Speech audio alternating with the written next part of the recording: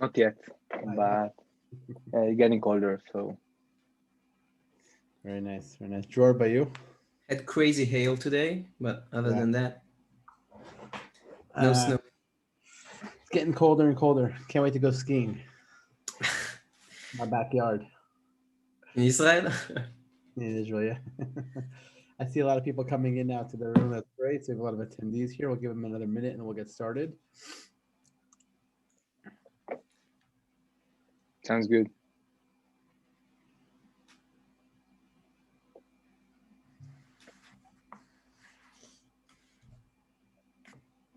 All right, I think we can get started now. Welcome back everybody to the Flash webinar.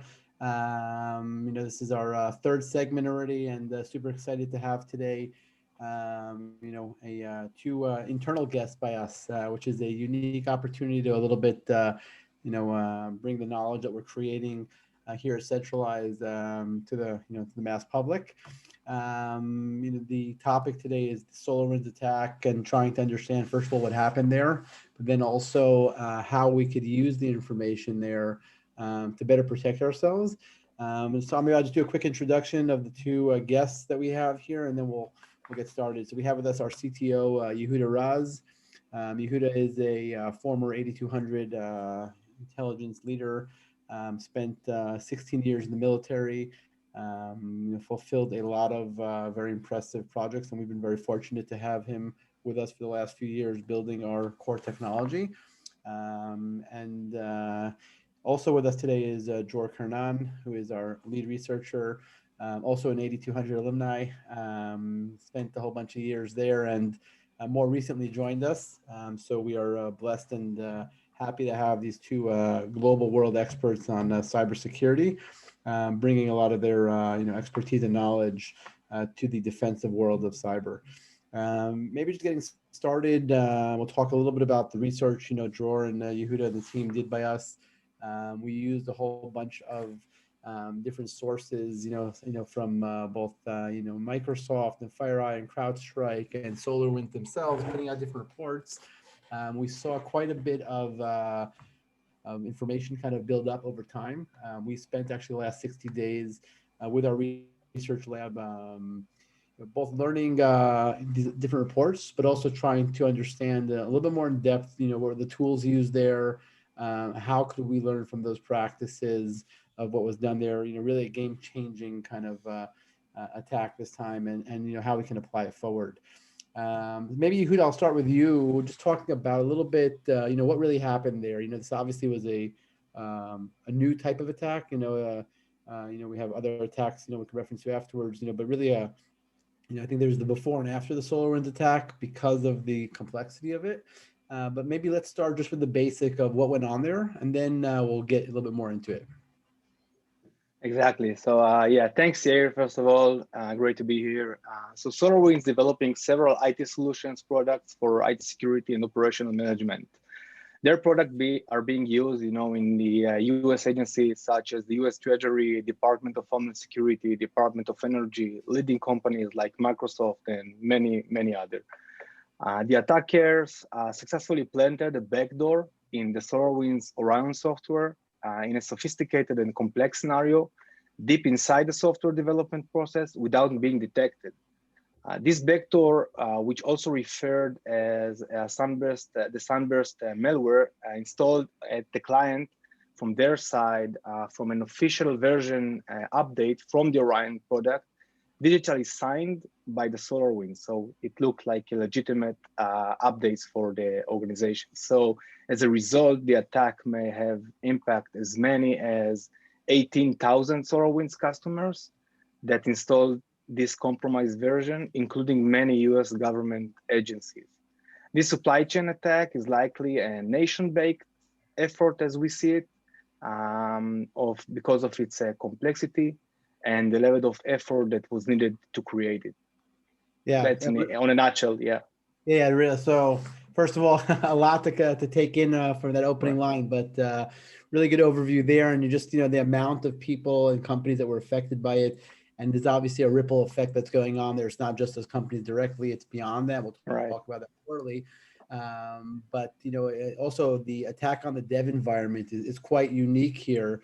Dror, maybe on your side, just maybe talk about like how does somebody insert code into this Orion dev environment? Like how did that happen, and what did you see while you were researching the topic?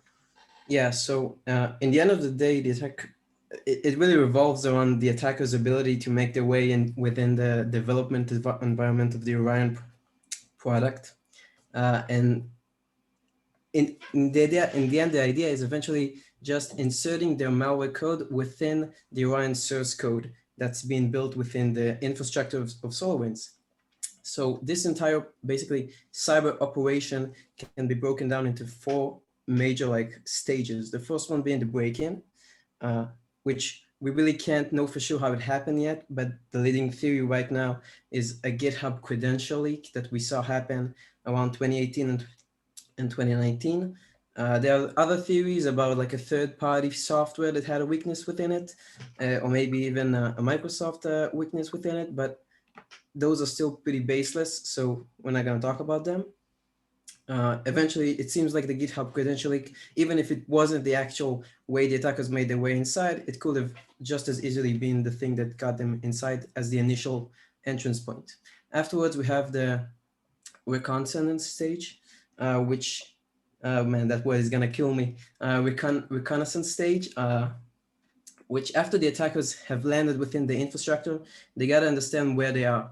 Like, what are the servers? What are the defense mechanism? Who are the people that are looking at this network? Who are the employees? When are they looking at the files? This is a huge step in any cyber operation that takes a lot of resource, which actually is another one of the reasons we think this is a nation-backed attack and not just a small group of a terrorist group that try to make some noise or money. And the third stage is just the code injection.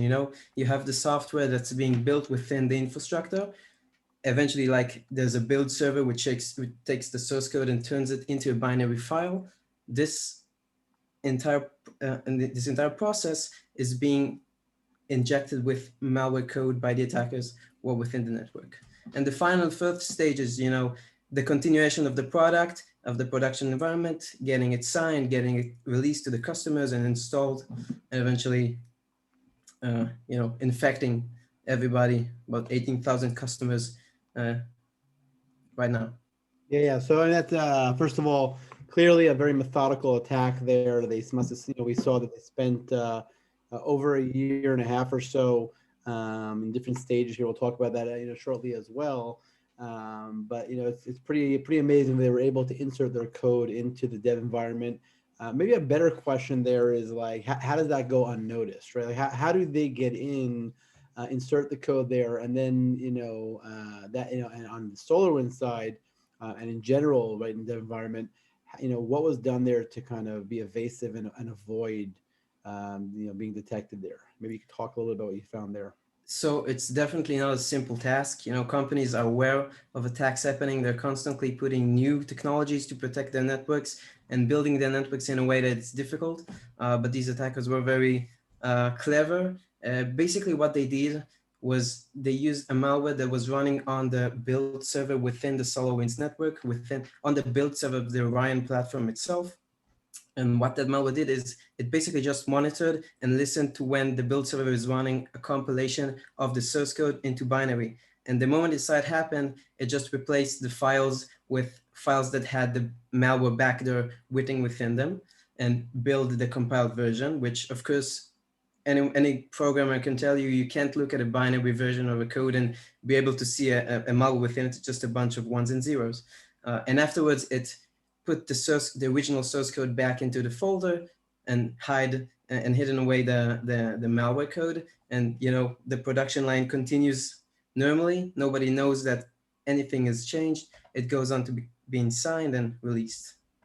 Interesting. Yeah. So I mean, that sounds like they put that back door there, and they were able to do that by really, I guess it's almost like a malware code that a little bit has autonomous kind of actions is taking to be evasive and really hide itself and go unnoticed. And that reconnaissance stage we talked about earlier must have helped them to really also identify what are those common patterns that are being used there, so that they can kind of fit into that, regular way of working there. Talking about the back door, right? So, what can you tell us more about this back door? I actually, I'm remembering now that you had showed me before I'm going to put you on the spot here. You had showed me before the call now, the webinar here, a few slides. Maybe you can, I don't know if you have them. If you have them available, it'd be great. You could share your screen. I think we could share our screen here. Try to pull that up. You actually showed me the actual code there, I think. So you have that with you? Yeah, I do. I think it'll be interesting to see that code.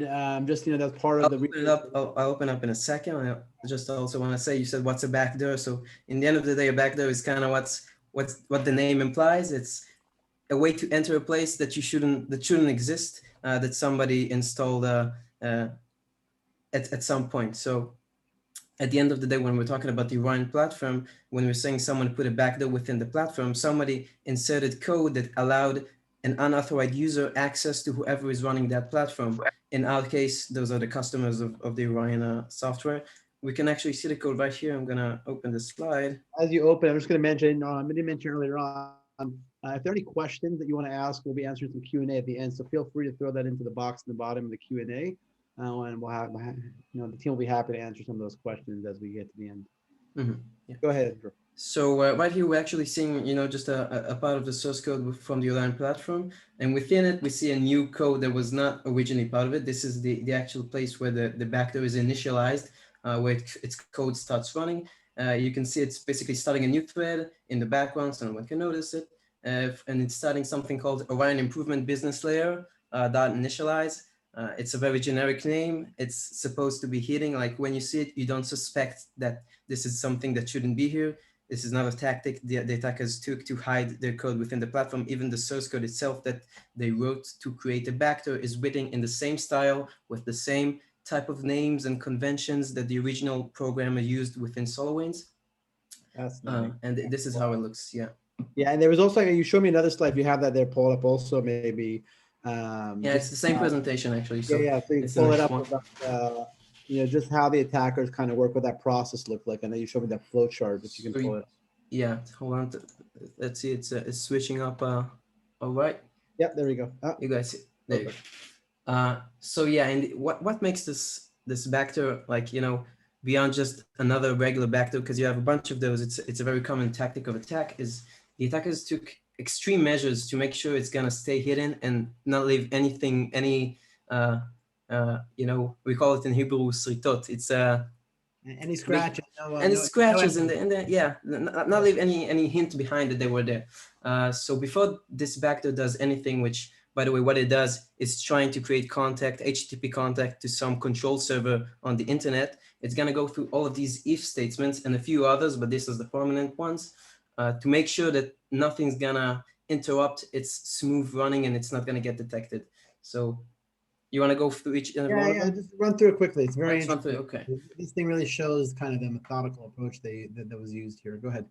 That's very correct. So this first one is the self-process name test. Basically, they're checking for the name of the process that is currently running to make sure that the code itself, the initialize we just saw earlier, is running through the Orion platform and not some other, other testing or some someone who's trying to run it through a different, maybe a program for checking the malware or maybe testing the software. Just that, it's a normal running of the software and nothing is weird happening. Afterwards, goes into a sleeping period, which is basically the malware is not going to do anything. It's not going to try to do anything for about 2 weeks.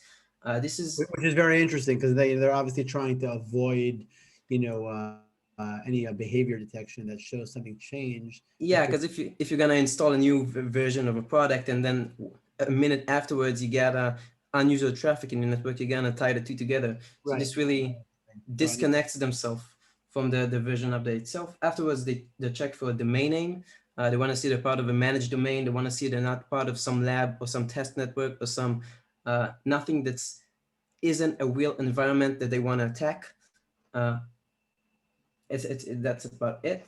Afterward, they do a NIC check, which is basically network interface card. They want to see that they're connected to some network and they're not on a standalone computers. Usually they use standalone computers to test malware and to test programs to see if they have anything off about them. Afterwards, of course, they're going to test for security software. They're just testing to see if there are any processes running or drivers loaded or anything of the sort that indicates there's something monitoring the activity, be it firewall, antivirus, anything like that. They're also testing that if something is running and testing, they're testing its configurations to see that if they can deal with it or if they can't deal with it. And if they can't, obviously the program will stop. Lastly, it's going to check for internet connection. It's trying to resolve a domain name. If I remember correctly, it's the API domain name of the SolarWinds, of the Orion platform SolarWinds site thing. Because obviously a backdoor without an internet connection is pretty useless, because you want someone from the outside to be able to make its way within the network. So if it's a network that's disconnected from the entire internet, you can't, no matter what you're going to do, you're not going to make your way inside of it. And if it passes every single one of those if connection, only then it starts trying to make contact back to is command and control server, which is a really, really cautious approach. Yeah, very interesting. You see the methodological like approach here, where they really, number one, sleeping period, and then checks that it's online through a kind of probably a normal function of pinging a site that it doesn't look out of the ordinary, and then only then does it execute the command and control piece. Yeah, you can stop sharing it. That's really fascinating. So maybe just the last piece to you, Jordan. I want to move over to Yehuda for a few questions. Let's talk about the damage that was caused here, right? Like, giving a quick overview of the damage, kind of what we've seen so far, and maybe we can start, then we'll talk about what's coming next. So when we're talking about supply chain attacks, especially like a big SolarWinds like level of a corporation attack that's been distributed to so many customers, the damages are pretty insane. Like in this case, we already know about Microsoft getting breached and FireEye, which were the one who discovered the attack first, getting breached and having the red team tool stolen. Microsoft had some source code stolen. We also know a few of US government agencies who were breached. It really goes on and on. We can't even tell how many corporations were already breached and just haven't found out yet. And once they got within the networks, the attackers have already established new ways to gain persistence access. So even if someone, like right now, we already know about the backdoor within the SolarWinds, within the Orion platform, there's a good chance that the attackers have found like 3 other ways to stay within the network, and now you gotta fish every single one of those up and eliminate them as well.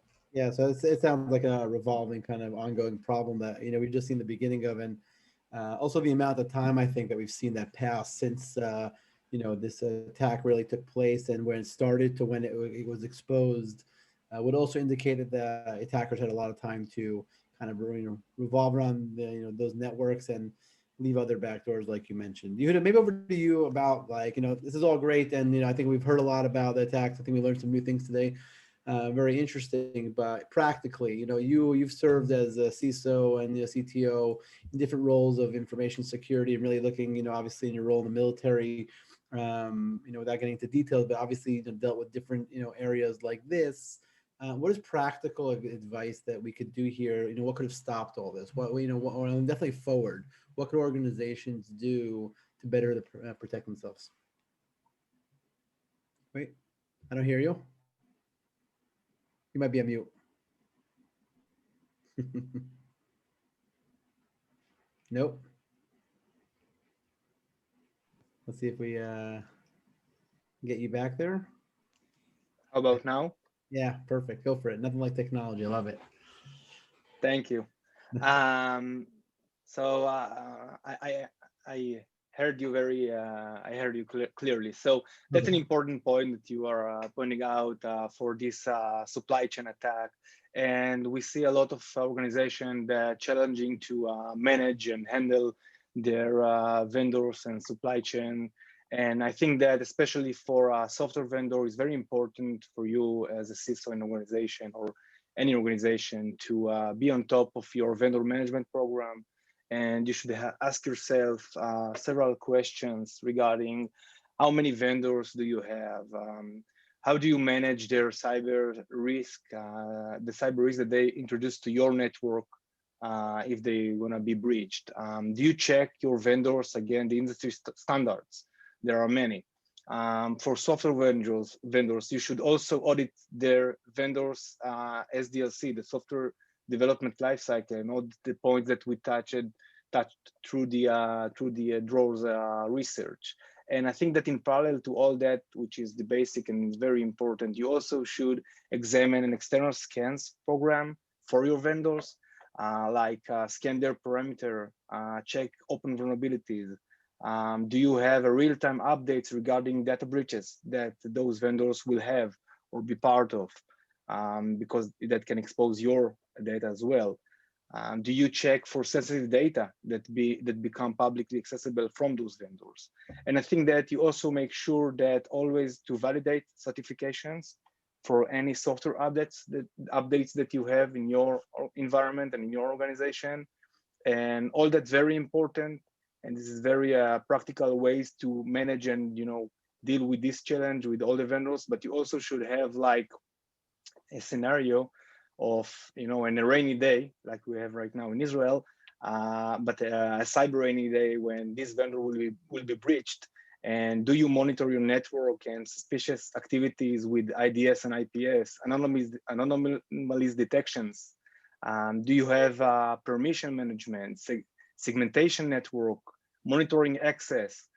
We talked about SAML credential thefts and a lot of other things that you can do from your side as well, in terms that you can detection one of those activities and just make the attacker's life as hard as possible from your side as the organization when onboarding vendors and especially software vendors.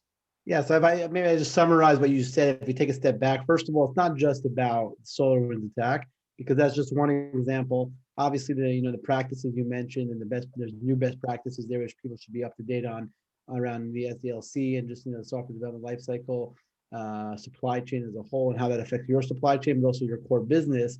But looking at vendor risk in general, right, taking that step back, because a lot of vendor attacks are happening, much less sophisticated mechanisms, right? And therefore, yes, you should deal with these sophisticated mechanisms as well. But and we talked about this in the last webinar. But vendor risk as a program is something that should be instituted in organizations and managed there on an ongoing basis. Because at the end, you need to quantify. And you mentioned some good points there about the perimeter scanning, and there's a way to independently scan those vendors. But maybe if you talked also about you mentioned this, the day after, right? You talked about the fact that you should be thinking about that. So first of all, I find that fascinating because, the NIST CSF, which is obviously a framework we adopted and I know quite, follow, I would say in depth and use in our own practices, including in our products, like we see that they identify, protect, right? The functions there, detect, respond, identify, protect, respond and recover, right? The last two, respond and recover. And I always like to focus on those because if you think about it, those two are actually focusing on the day after, right? It's like you've been breached. Now, what do you do? How prepared are you for that, right? And maybe talk to us a little bit more about general information security practices that each organization, beyond the vendor piece, right? What else can you do as an organization internally? If you touch on them, that could strengthen our security. Right. Yeah, absolutely. So I think that as an organization, you have to create a proper cyber resilience program to your organization, right? So you mentioned the NIST CSF, and we found it very efficient for that goal. So I think that through the NIST CSF, you've got to identify. So first, identify and evaluate your data, assets, and data, and all your data against the CIA, the confidentiality, integrity, and availability model. Protect your data with a strong security controls around it, with several layers of defense. Proactively detect and monitor unusual activity, as we discussed. Response and recover, as you also mentioned. Be prepared to respond with a pre-built scenarios, and also with a good and a well-trained DRP plans that you can have in place to attacks like that. So I think that from this attack point of view, we also envision the near future that can be resulted as followed attacks by the SolarWinds. Dror, you mentioned that Microsoft source code may be leaked from this attack. So in my opinion, It's very important nowadays for organization to remain on top of intelligence updates regarding Microsoft 0 days that about to come, patching vulnerabilities, and new attack campaigns that you need to be as much as ready as you can, as we saw in the similar events in the past, like we had in the Shadow Brokers events with Eternal Blue tool that resulted in WannaCry that attacked Microsoft software, and also others with the Petya and not Petya attacks regarding major Microsoft vulnerabilities. So I think that in the end of the day, you've got to be ready, you've got to be prepared. You can use several standards to do so, and it's very challenging mission for organization as well. And we think the NIST CSF can be a good starting point to evaluate your cyber resilience. Yeah, so that's a great, really elaborative answer there. So thank you. And I think that, like, the takeaway from there, number one is, especially in the near future, be on top of those 0 days, because we're for sure going to see more of those coming. And I think, like you said, absolutely, history repeats itself. Then, there's more to come from this attack. So make sure you're staying on top of those, but also adopt those frameworks. And I think another thing to add maybe is on the vendor piece, just going back to that for a second, you can also require vendors to meet certain certifications like SOC 2 and other certifications around ISO and NIST, just to, to strengthen that. Those are not, you can't depend on those, but those certainly can enhance your vendors kind of resilience, and they're taking information security with your clients' information to your own information quite seriously. So maybe with that, we're going to move over to the Q&A section, and just to kind of mention, anybody who's listening to this as a recording afterwards, we're going to have a report that the team on our end, Dror leading that, put together, that really summarizes all this in more depth and more detail. We'll share that with the participants here, but more importantly, for those who are not on today, you'll be able to download that by clicking on the link with this recording. So feel free to do that. So first of all, I see one question here that came in from Dimitri Stockman. He asked, how long does an attack of this level and sophistication take to prepare? Weeks, months, years. So Dror, maybe I'll go to you that, because you really kind of went through this. What is your estimation of how much time this took?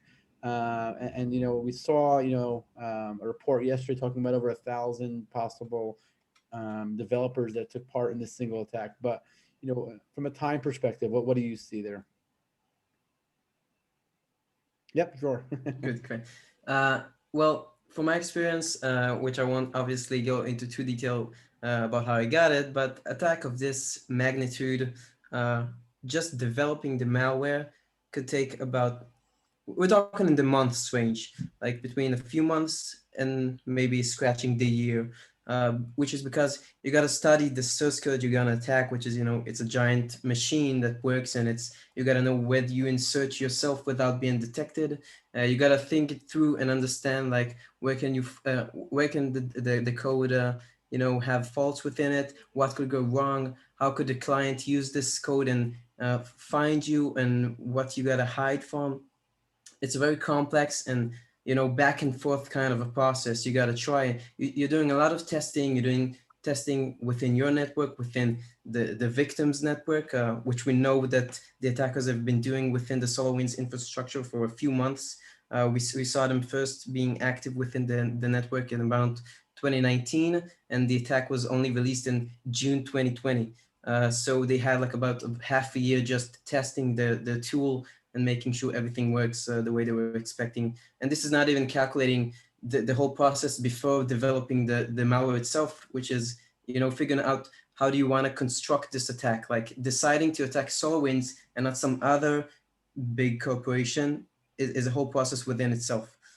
So it sounds like it's at least a year and a half, if not more there. And also, yeah, it is a fascinating point about the fact that there seems to have been different rounds of attacks here where they did some test runs early on. I think you mentioned, right, where they deployed a kind of practice code into SolarWinds, it would seem like, and that to see if it would go by smoothly, just showing how sophisticated and methodical this attack is. So yeah, so that's a good answer there, and thanks for the question. Maybe just another question or two here.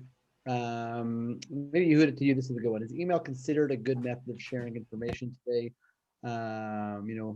Internally in organizations, because that's obviously, something that we all use every day. What's your thoughts on email and the kind of security around that? Right, and that's a very good question because almost every organization uses emails for communication, although it wasn't designed for to be secured. And we know that along the way, email are usually saved also on the email servers and remains there. So if that be breached, all the data can be breached from there as well. So I think it's very not recommended to send and sensitive data information even internally in your organization through it, especially credentials, PII and PHI, and we see organization every day that being breached from attacks like that. And this is like the first stage probably from the phishing point of view and the reconnaissance step in the kill chain attack that will be involved. So consider to implement a PGP, a pretty good privacy on your email organization. You can use secure shared drive, of course, with an MFA enabled and access management to it. Maybe a dedicated application with the end-to-end encryption mechanism with a database that can store all those kind of sensitive data from credentials, in a safe place. And another point, just to point out through the email and the thing that we discussed, it's not a good habit that employees share credentials and especially passwords through an email. So that should be taken through the training awareness and training program in your organization. And also your developers shouldn't store credentials or the GitHub or any other code repository that out there. Yeah, GitHub credentials is definitely one of those areas we see a lot of companies, make that fatal mistake of leaving that public, and it could be up there for a few seconds and grabbed, and then that sometimes is the door in. But the interesting point about email is that I think everybody shares sensitive data there, even if they're not supposed to. I'm not sure everybody's even aware how relatively easier it is to get the email versus other secure mechanisms. So I think a good takeaway from that point is that number one, think about the fact when you're sending out those emails that this might, get leaked at some point, and have in mind that if it's a, like you said, PII, PHI, or sensitive document, you either want to encrypt it or send it through a mechanism that's encrypted and not just regular email, because it's being stored, on the server at the end, which could be breached directly. So really good answer there. I think we're just about out of time. So I think that's great for today. We have a few more questions, so I apologize for all those who sent those in and we didn't answer. Maybe on the next one. The next webinar is actually going to be in exactly a month from now. We have a super exciting guest joining us. So Jimmy Sanders at Netflix will be on the next one, and we'll send everybody out an invite to that webinar. It's going to be a super interesting topic there, which we'll be releasing soon.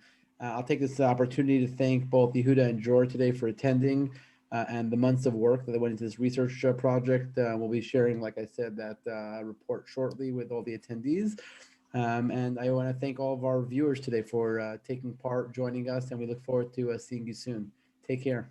Have a good one. Stay safe and warm. Thanks, here. Thanks. Thanks.